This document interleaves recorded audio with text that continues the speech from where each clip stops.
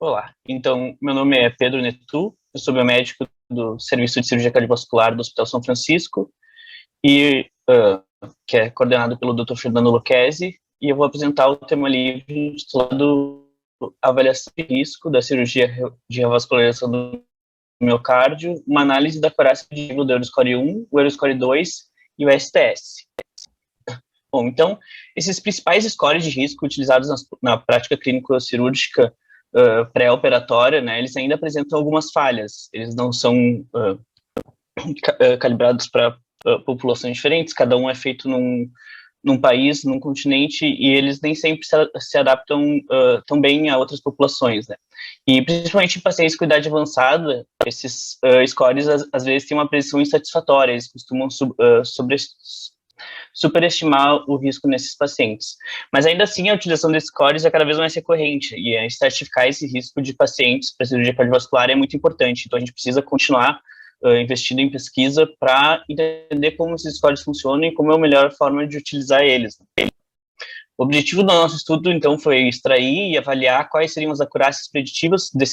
dos três principais scores de risco cirúrgico cardiovascular em pacientes submetidos à cirurgia de revascularização do miocárdio isolado. A gente utilizou, então, uma coorte prospectiva, que contou com a inclusão consecutiva de todos os pacientes, 1962, submetidos à CRM isolada entre janeiro de 2014 e abril de 2021. O nosso plano estatístico então, incluiu uma análise descritiva, uma análise de normalidade, análise univariada e 3 modelos de regressão logística, um para cada score. Em cada modelo, um dos scores foi incluído com variável independente e o óbito como variável de desfecho.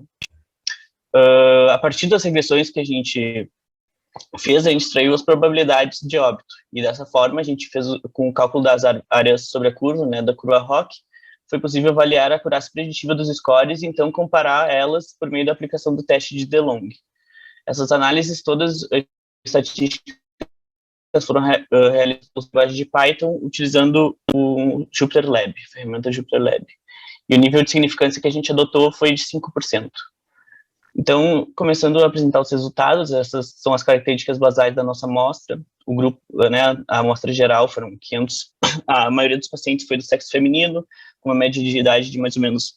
63 anos, a média do Euroscore 1 foi de 2,15, o Euroscore 2 de 1,10, a média do STS de 0,98. Então, passando para os pacientes, a gente pode ver ali, olhando o P, que nos pacientes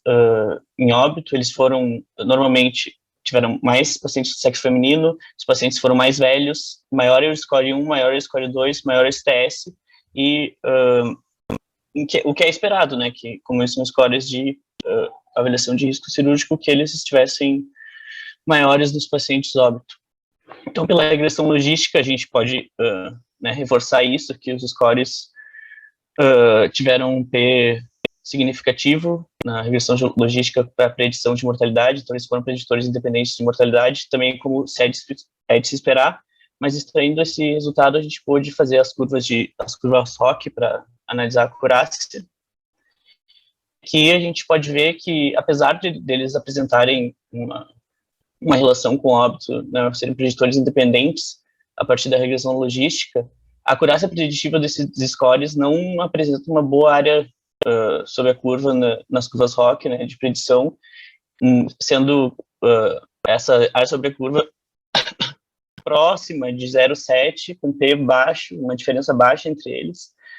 E, então, eles têm uma acurácia preditiva não muito boa e nenhum deles apresentou mais ou menos acurácia preditiva um em relação ao outro, né. E o que a gente pôde, então, tirar de conclusão desses resultados é que esses 3 scores de risco apresentam uma acurácia não satisfatória para a predição de óbito hospitalar após a CRM isolada, e eles com isso a gente pode, né, dizer que a gente precisa de mais estudos para validar e calibrar esses scores para que a gente possa aplicar eles de uma forma mais precisa na prática médica e entender como a gente pode transpor os resultados reais desses estudos que foram feitos para os scores para a nossa população aqui do Brasil, do hospital que for. E, bom, é isso, muito obrigado. Esses são os nossos e-mails para contato.